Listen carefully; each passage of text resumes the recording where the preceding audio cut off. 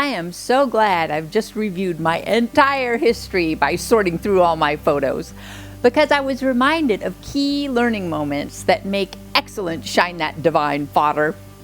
For instance, when Kevin and I were engaged while living in Boulder County, Colorado, we decided to have our wedding at the scenic little Episcopal church in Estes Park, just outside of Rocky Mountain National Park.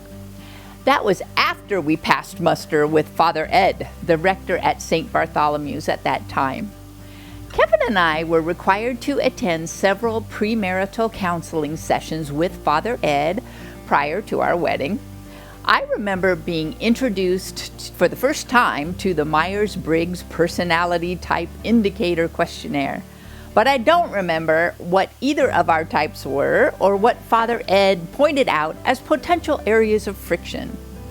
However, neither Kevin nor I had the impression Father Ed was too optimistic at our chances for a long or happy marriage.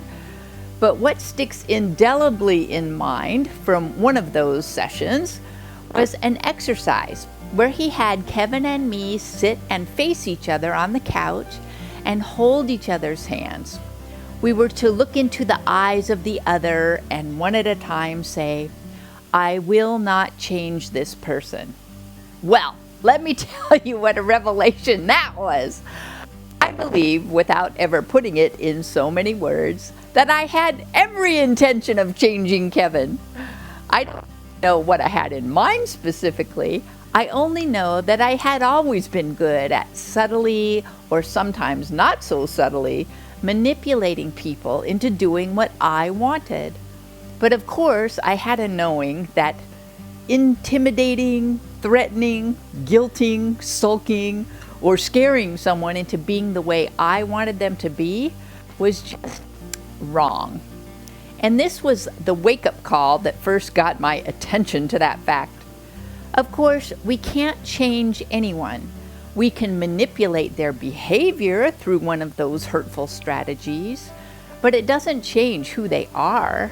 However, it will likely make them resentful, afraid, angry, or hurt by us. Wow! I guess it was the first time I realized how unfair and unkind it would be of me, not to mention futile, to judge someone as unacceptable as they were. They are who they choose to be, just like I am who I choose to be. What right do I have to say they're not okay as is? None. Fast forward 30 plus years to adjustments I've learned to make over the decades toward my goal of letting Kevin be who he is, in peace. I have a much higher need for tidiness than he does. So even though it's hard on me sometimes, he has his man cave / office that he can keep in any condition he sees fit. I get the rest of the house to keep relatively uncluttered and orderly. Being as how I love having a clean house, but I myself very much dislike cleaning, I work at my desk job, which I do like, in order to pay for someone else to come clean my house.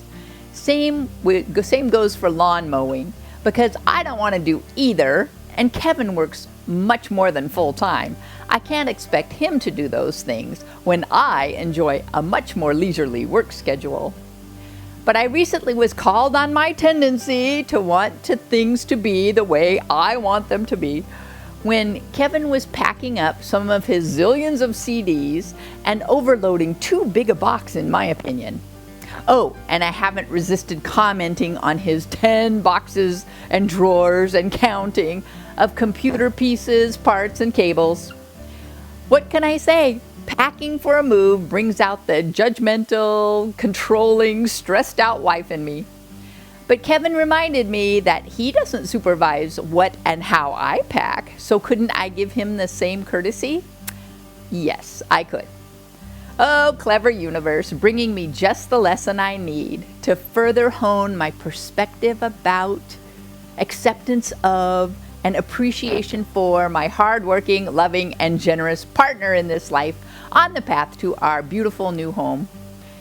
Father Ed may have been wrong about Kevin's and my chances for a long and happy marriage, But he was certainly right that we can't change our loved ones if we want to shine that divine.